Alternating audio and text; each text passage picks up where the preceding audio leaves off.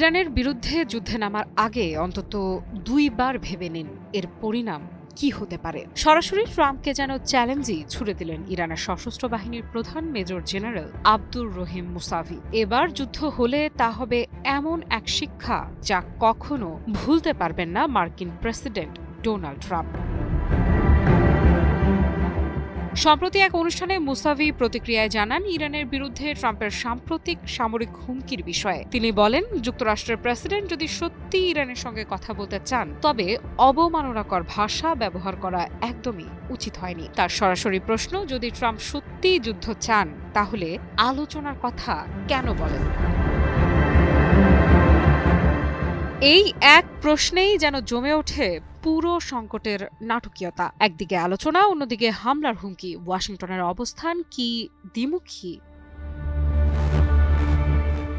Musavi বলেন, ইরানকে ভয় দেখিয়ে নত করা যাবে না। তিনি ট্রাম্পকে সামরিক পদক্ষেপ নেওয়ার আগে দুবার ভাবার পরামর্শ দেন। তার দাবি, যুদ্ধ শুরু হলে তার পরিণতি হবে কঠিন এবং সেই শিক্ষা হবে ভোলার নয়।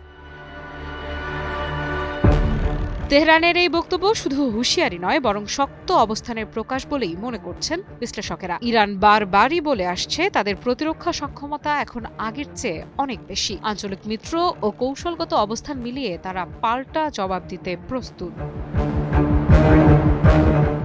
ট্রাম্প ইতোমধ্যেই ইরানের পারমাণবিক কর্মসূচি ও ক্ষেপণাস্ত্র ইস্যুতে কঠোর অবস্থান নিয়েছেন। বারবার বলেছেন, সমঝোতা না হলে সামরিক পদক্ষেপের পথ খোলা। যুক্তরাষ্ট্রের সামরিক প্রস্তুতির খবরও আন্তর্জাতিক গণমাধ্যমে উঠে এসেছে। ইতোমধ্যেই পারস্য উপসাগরে ভাসছে ট্রাম্পের বিমানবাহী রণতরী USS আব্রাহাম লিঙ্কন। ধারণা করা হচ্ছে এই রণতরী হতে চলেছে ইরানের জম। চলুন দেখে নেই কি আছে বিশ্বের অত্যাধুনিক শক্তিশালী এই যুদ্ধাস্ত্রে।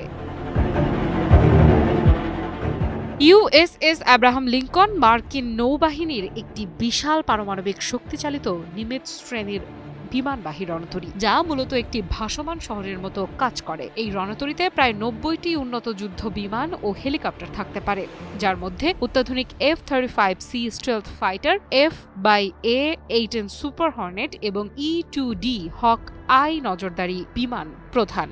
জাহাজটি পারমাণবিক চুল্লি দ্বারা চালিত, যা এটিকে রিফুয়েলিং ছাড়াই টানা বছরের পর বছর চলার সক্ষমতা এবং ঘন্টায় 30 নটের বেশি গতি প্রদান করে। আত্মরক্ষার জন্য এটি সি স্প্যারো মিসাইল এবং ফ্যালানক্স র্যাপিড ফায়ার গান সিস্টেমের মতো শক্তিশালী অস্ত্রশস্ত্রে সজ্জিত। JBS holdings limited.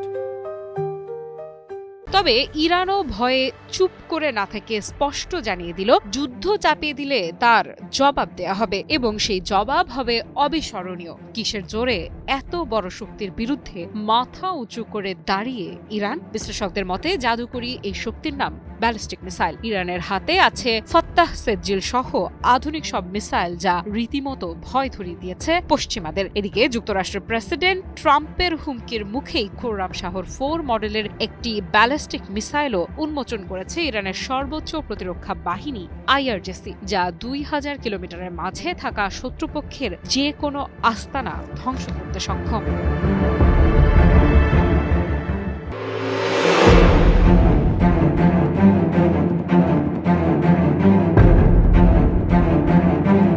ইরানের ভয়ে পিছু হচ্ছে মার্কিন প্রেসিডেন্ট ডোনাল্ড ট্রাম্প। তবে কি ইরানের সাথে আরেকটি বড় যুদ্ধের ঝুঁকি সত্যিই এড়িয়ে যেতে চাইছে যুক্তরাষ্ট্র? ইসরায়েলের সর্বোচ্চ দাবির সামনে কি এবার না বলছেন এই মার্কিন প্রেসিডেন্ট? সম্প্রতি ইরান ইস্যুতে যুক্তরাষ্ট্রের বাস্তবতা স্বীকার। এ থেকে বোঝাই যাচ্ছে বেশ চাপে আছে ট্রাম্প। তাহলে কি সত্যিই ভয় পেল যুক্তরাষ্ট্র? মুখে এত কথার বুলি আওড়ানো দেশটি যেন এবার লেজ গুটিয়ে নিচ্ছে নিজেদের। সংবাদ মাধ্যম প্রেস টিভির বরাতে জানা যায়, মার্কিন বিশিষ্ট রাজনৈতিক বিশ্লেষক জন মেয়ার শাইমার মনে করেন, ট্রাম্প এখন বুঝতে পারছেন ইরানকে সামরিক শক্তি দিয়ে নত করা বাস্তব সম্ভব নয়। তার মতে, যুক্তরাষ্ট্রের সামনে এমন কৌশলগত বাস্তবতা তৈরি হয়েছে যা উপেক্ষা করার সুযোগ নেই। এই মন্তব্য আসে হোয়াইট হাউসে ট্রাম্প ও ইসরায়েলের প্রধানমন্ত্রী বেনিয়ামিন নেতানিয়াহুর বৈঠকের পর। পর্যবেক্ষকদের একটি অংশ মনে করছে, এই বৈঠক ওয়াশিংটন ও তেল আবিবের মধ্যে ইরান ইস্যুতে বাড়তে থাকা মতপার্থক্যের ইঙ্গিত দিচ্ছে। মিয়ার শাইমারের ভাষায় যুক্তরাষ্ট্র এখন বুঝতে পারছে ইসরায়েলের সর্বোচ্চ লক্ষ্য সামরিক শক্তি দিয়ে বাস্তবায়ন করা কঠিন, কারণ ইরানের পারমাণবিক কর্মসূচি ধ্বংস, ক্ষেপণাস্ত্র সক্ষমতা নির্মূল এবং আঞ্চলিক জোট ভেঙে দেওয়ার মতো লক্ষ্য পূরণে বড় ধরনের যুদ্ধ ছাড়া অন্য পথ নেই। আর এমন যুদ্ধ শুধু মধ্যপ্রাচ্যে নয়, বৈশ্বিক নিরাপত্তাকেও ঝুঁকিতে ফেলতে পারে। দীর্ঘদিন ধরেই ইসরায়েল যুক্তরাষ্ট্রকে ইরানের বিরুদ্ধে কঠোর পদক্ষেপ নিতে চাপ দিয়ে আসছে। এর মধ্যে রয়েছে পারমাণবিক সমৃদ্ধকরণ বন্ধ, ব্যালিস্টিক ক্ষেপণাস্ত্র কর্মসূচি গুটিয়ে নেওয়া এবং হামাস, হিজবুল্লাহ ও ইয়েমেনের আনসারুল্লাহর মতো সংগঠনের সঙ্গে সম্পর্ক ছিন্ন করা। তবে তেহরান এই শর্তগুলোর সরাসরি প্রত্যাখ্যান করেছে। ইরানি কর্মকর্তা স্পষ্ট করেছেন, দেশটির ক্ষেপণাস্ত্র কর্মসূচি ও আঞ্চলিক অংশীদারিত্ব আলোচনার বিষয় নয়। তাদের দাবি, এসব কেবল প্রতিরোধ ও নিরাপত্তার জন্য। অন্যদিকে ইরান সীমিত পারমাণবিক সমৃদ্ধকরণ নিয়ে আলোচনায় আগ্রহ দেখিয়েছে, যা 2015 সালের জয়েন্ট কম্প্রিহেন্সিভ প্ল্যান অফ অ্যাকশনের কাঠামোর মতো হতে পারে। এই চুক্তি থেকে ট্রাম্প তার প্রথম মেয়াদে যুক্তরাষ্ট্রকে সরিয়ে নিয়েছিলেন। সম্প্রতি ওমানে পরোক্ষভাবে যুক্তরাষ্ট্র ও ইরানের নতুন দফা আলোচনা হয়েছে। সূত্র বলছে, আরেকটি বৈঠক সুইজারল্যান্ডের জেনেভায় অনুষ্ঠিত হওয়ার সম্ভাবনা রয়েছে। এতে বোঝা যাচ্ছে, উত্তেজনা কমাতে কূটনৈতিক চ্যানেল খোলা রাখার কৌশলই এখন প্রাধান্য পাচ্ছে। তবে যুক্তরাষ্ট্রের ভেতরেও বিভাজন স্পষ্ট। ইসরায়েলপন্থী কিছু সংগঠন কঠোর পদক্ষেপের দাবি জানাচ্ছে, কিন্তু যুদ্ধবিরোধী গোষ্ঠীগুলো সতর্ক করছে আরেকটি সংঘাত যুক্তরাষ্ট্রের জন্য ভয়াবহ হতে পারে। তারা উদাহরণ হিসেবে তুলে ধরছে 2025 সালের জুনের 12 দিনের যুদ্ধকে। ওই সংঘাতে ইসরায়েল ইরানের সামরিক ও পারমাণবিক স্থাপনায় হামলা চালায়। এর জবাবে ইরান ক্ষেপণাস্ত্র ও ড্রোন হামলা চালায়, যা সংঘাতকে দ্রুত বিস্তৃত করে। পরিস্থিতি আরও জটিল হয়ে ওঠে যখন যুক্তরাষ্ট্র সরাসরি হামলায় যুক্ত হয় এবং ইরান পাল্টা হামলা চালায় মধ্যপ্রাচ্যে মার্কিন ঘাঁটিতে। শেষ পর্যন্ত বড় ক্ষয়ক্ষতির পর যুদ্ধবিরতিতে যেতে বাধ্য হয় উভয় পক্ষ। বিশ্লেষকদের মতে, এই অভিজ্ঞতা থেকেই ট্রাম্প এখন নতুন হিসাব কষছেন, কারণ ইরানের সঙ্গে পূর্ণ মাত্রার যুদ্ধ মানে বৈশ্বিক তেলের বাজারে অস্থিরতা, অর্থনৈতিক ধাক্কা এবং দীর্ঘমেয়াদী সামরিক ব্যয়, যা যুক্তরাষ্ট্রের জন্য রাজনৈতিকভাবে ঝুঁকিপূর্ণ। আমি ভরসা রাখি হিরন স্মার্ট ওয়াটার পিউরিফায়ারে। সব মিলিয়ে মধ্যপ্রাচ্যে নতুন বাস্তবতা স্পষ্ট হচ্ছে। যুদ্ধের ঝুঁকি থাকলেও শেষ পর্যন্ত হয়তো আলোচনার পথই হয়ে উঠছে একমাত্র কার্যকর কৌশল। এখন দেখার বিষয়, এই কৌশল কতদিন স্থায়ী হয় আর তা কি সত্যি বড় সংঘাত ঠেকাতে পারে। মধ্যপ্রাচ্যের উত্তপ্ত রাজনীতিতে এ যেন এক চমক। ইরানের সর্বোচ্চ ধর্মীয় নেতা আয়াতুল্লাহ আলী খামেনির সঙ্গে সরাসরি বৈঠকে বসতে চান যুক্তরাষ্ট্রের প্রেসিডেন্ট ডোনাল্ড ট্রাম্প। এই তথ্য জানিয়েছেন মার্কিন পররাষ্ট্রমন্ত্রী ও জাতীয় নিরাপত্তা উপদেষ্টা মার্কো রুবিও। মার্কিন সংবাদ মাধ্যম ব্লুমবার্গকে দেয়া এক সাক্ষাৎকারে রুবিও বলেন, রাষ্ট্রগুলোর পরস্পরের সঙ্গে কথা বলা প্রয়োজন। তিনি স্পষ্ট করেন, যদি খামেনি সাক্ষাৎ চান, প্রেসিডেন্ট ট্রাম্প দেখা করবেন। এটা কি কূটনৈতিক সাহসী পদক্ষেপ নাকি চাপের নতুন কৌশল? রুবিও আরও বলেন, ট্রাম্প সব বিষয়ে একমত হবেন এমন কোনো প্রত্যাশা নেই। তবু তিনি মনে করেন, সমস্যার সমাধান কথোপকথনের মাধ্যমেই সম্ভব।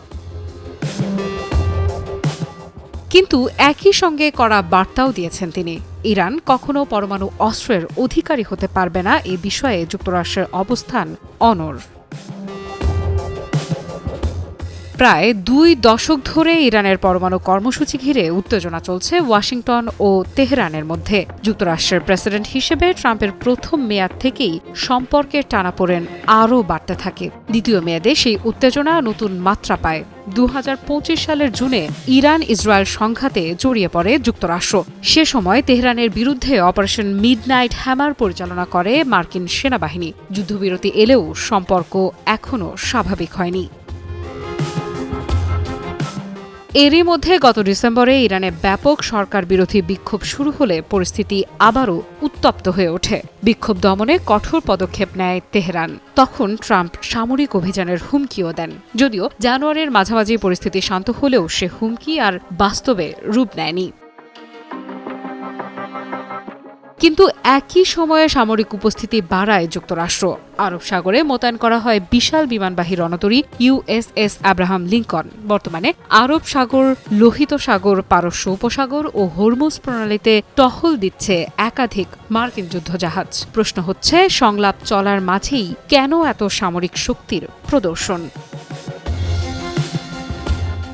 গত 2 সপ্তাহ ধরে ওমানের রাজধানী মাস্কাটে ইরান ও যুক্তরাষ্ট্রের প্রতিনিধিদের মধ্যে চলছে আলোচনা। কূটনীতির টেবিলে যখন কথাবার্তা এগোচ্ছে, তখন সমুদ্রপথে শক্ত অবস্থান কেন?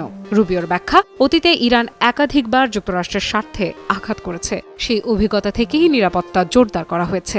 অর্থাৎ একদিকে আলোচনার আমন্ত্রণ, অন্যদিকে যুদ্ধজাহাজের টহল।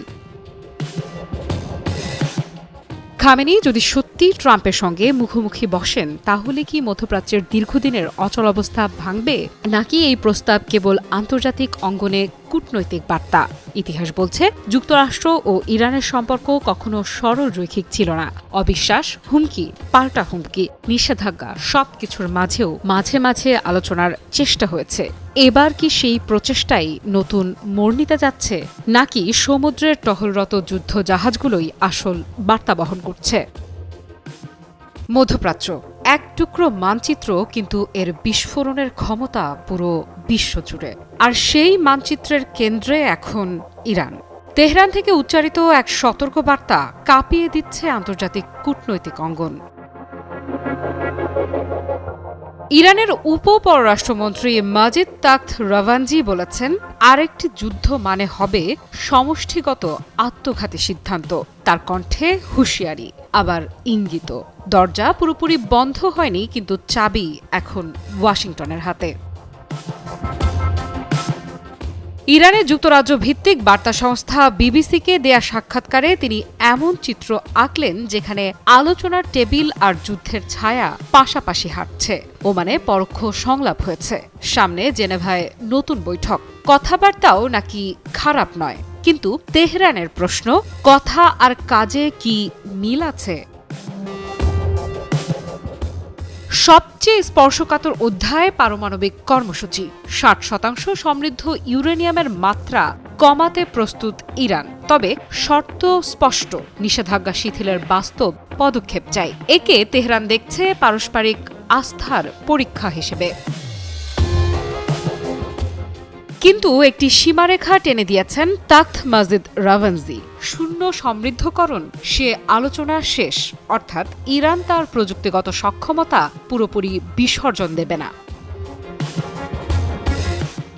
আর ক্ষেপণাস্ত্র কর্মসূচি, এ প্রশ্নে যেন কণ্ঠ আরও কঠোর। যখন আঘাত এসেছে, আমাদের প্রতিরক্ষা ব্যবস্থাই ঢাল হয়েছে। তার বক্তব্য স্পষ্ট, নিজেদের নিরাপত্তা ব্যবস্থা নিয়ে কোনো দর কষাকষি হবে না।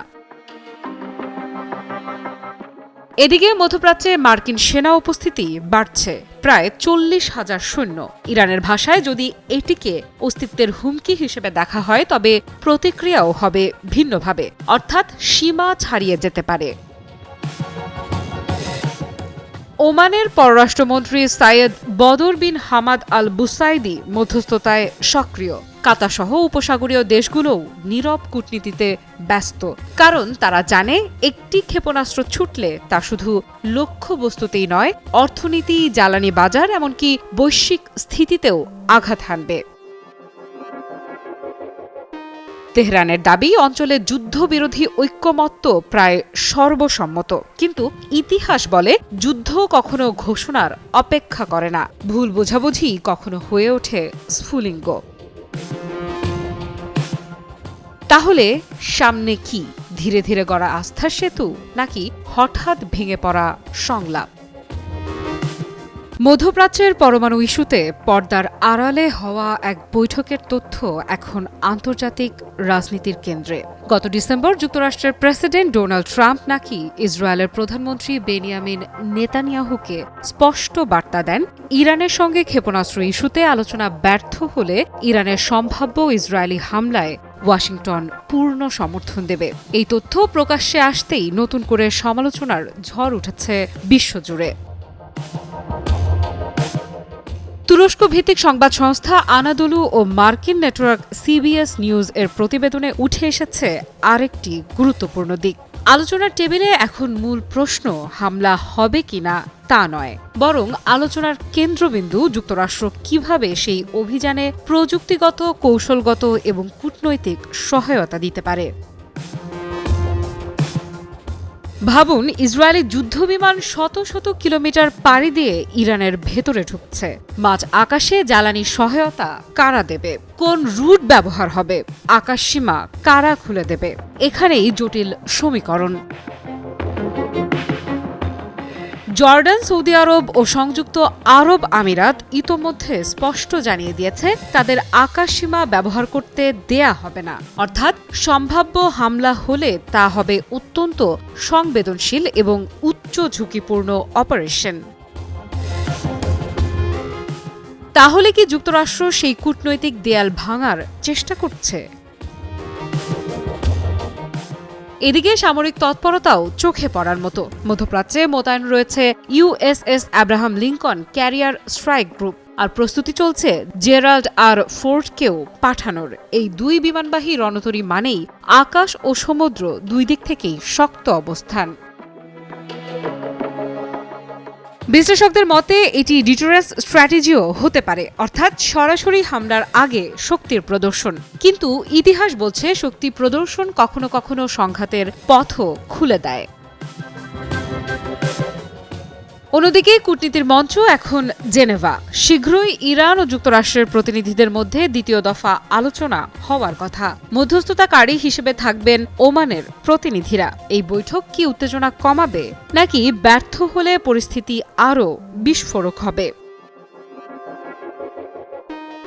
ইরানের ব্যালিস্টিক ক্ষেপণাস্ত্র কর্মসূচি দীর্ঘদিন ধরেই যুক্তরাষ্ট্রের উদ্বেগের কারণ। ইসরায়েলের অবস্থান আরও কঠোর। তাদের মতে তেহরানের সামরিক সক্ষমতা সরাসরি তাদের নিরাপত্তার জন্য হুমকি। এই মুহূর্তে দৃশ্যপট যেন দ্বিমুখী, একদিকে কূটনীতি, অন্যদিকে যুদ্ধ প্রস্তুতি। একটি ব্যর্থ বৈঠকই কি বদলে দিতে পারে পুরো অঞ্চলের ভবিষ্যৎ? মধ্যপ্রাচ্যের রাজনীতিতে প্রায়ই দেখা গেছে শেষ মুহূর্ত পর্যন্ত দরজা খোলা থাকে, কিন্তু কখন সেই দরজা বন্ধ হয়ে যায় তা বোঝা যায় খুব দেরিতে।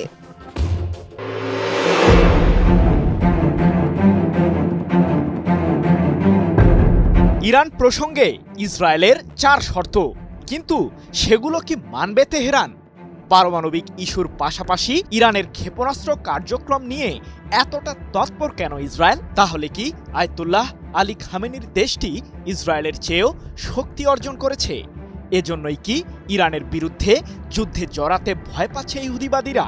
ইসরায়েলের প্রধানমন্ত্রী বেনিয়ামিন নেতানিয়াহুর দাবি, ইরানকে ক্ষেপণাস্ত্রের হামলার সক্ষমতা কমিয়ে এনে তা 300 কিলোমিটার রেঞ্জ নির্ধারণ করতে হবে। তাহলেই কেবল ইসরায়েলের আগ্রাসন থেকে রক্ষা পাবে ইরান। কিন্তু এমন শর্তে কি রাজি হবে ইরান? প্রশ্ন হলো, ইরানের ক্ষেপণাস্ত্রের শক্তি ঠিক কতটা? পারমাণবিক ইস্যুতে যুক্তরাষ্ট্রের সাথে আলোচনার দুয়ার সম্প্রতি নতুনভাবে খুলেছে ইরান। মার্কিন প্রশাসনের জারি করা বাণিজ্যিক ও অর্থনৈতিক নিষেধাজ্ঞা তুলে নেওয়ার বিনিময়ে ইরানও ইউরেনিয়ামের সমৃদ্ধকরণ কমিয়ে আনতে আগ্রহ প্রকাশ করেছে। যদিও নেতানিয়াহুর ভয় কেবল ইরানের পারমাণবিক কার্যক্রমকে ঘিরে নয়, এতে রয়েছে ক্ষেপণাস্ত্র কর্মসূচির প্রসঙ্গটিও। ইরানের মিসাইলের সক্ষমতা সম্পর্কে সবচেয়ে বড় সাক্ষী ইসরায়েল, কারণ গত বছরের জুনের 12 দিনের যুদ্ধের সময়ই ইহুদিবাদীরা টের পেয়েছিল ইরানের ক্ষেপণাস্ত্র ঠিক কতটা ভয়ঙ্কর হতে পারে। এবার পারমাণবিক ইস্যুর পাশাপাশি যুক্তরাষ্ট্র ইরানের আলোচনার টেবিলে ক্ষেপণাস্ত্রের প্রসঙ্গটিও উঠে এসেছে। ইরানের সাথে যে কোনো সমঝোতামূলক চুক্তির ক্ষেত্রে সব বিষয়েই বিধিনিষেধ আরোপ করতে হবে যুক্তরাষ্ট্রকে, এমন শর্তের কথা জানিয়ে নেতানিয়াহু বলেছেন, ইরানের ক্ষেপণাস্ত্রের সামনে কেবল ইসরায়েল নয়, যুক্তরাষ্ট্র মারাত্মক ঝুঁকিতে রয়েছে, যার কারণে ইরানের মিসাইলের রেঞ্জ 300 কিলোমিটারে নামিয়ে আনতে দেশটিকে চাপ প্রয়োগ করতে হবে। ইসরায়েলের প্রধানমন্ত্রীর বরাতে এক প্রতিবেদনে বিষয়টি নিশ্চিত করেছে যুক্তরাজ্য ভিত্তিক সংবাদ মাধ্যম ইরান ইন্টারন্যাশনাল। শুধুমাত্র এই শর্তের মাঝেই নেতানিয়াহুর দাবি সীমাবদ্ধ নেই। ইরানকে দমাতে ইসরায়েলের প্রধানমন্ত্রী আরও বলেছেন, ইরানের কাছে থাকা সমৃদ্ধ ইউরেনিয়াম ধ্বংস করতে হবে। সেই সাথে দেশটিকে ইউরেনিয়ামের সমৃদ্ধকরণ কার্যক্রমও বন্ধ করতে হবে। পাশাপাশি হিজবুল্লাহ ও হুথি বিদ্রোহী সহ ইরানের আঞ্চলিক মিত্রবাহিনীগুলোকে মধ্যপ্রাচ্য থেকে বিতাড়িতও করতে হবে। কিন্তু ইসরায়েলের আগ্রাসী প্রধানমন্ত্রীর ষড়যন্ত্রমূলক ফাঁদে কি পা দেবে ইরান? কি বুঝলেন ভাই? অনলি যেটাই চাই। পারমাণবিক ইস্যুতে যুক্তরাষ্ট্রের সাথে ইরান সমঝোতার ইঙ্গিত দিলেও ক্ষেপণাস্ত্র কর্মসূচি নিয়ে কোনো প্রকার আপোষে যাবে না তেহরান। এমনকি সম্প্রতি যুক্তরাষ্ট্র ইসরায়েলকে দাঁতভাঙা জবাব দিতে খোররাম শাহর 4 মডেলের নতুন আরেকটি ব্যালিস্টিক মিসাইল উন্মোচন করেছে ইরানের সর্বোচ্চ প্রতিরক্ষা বাহিনী IRGC, যার হামলার রেঞ্জ 2000 কিলোমিটার। আর সম্ভাব্য যুদ্ধে এই ক্ষেপণাস্ত্রগুলো দিয়েই মধ্যপ্রাচ্যে থাকা যুক্তরাষ্ট্রের সামরিক ঘাঁটি ও ইসরায়েলকে গুঁড়িয়ে দেওয়ার হুমকি দিয়েছে তেহরান।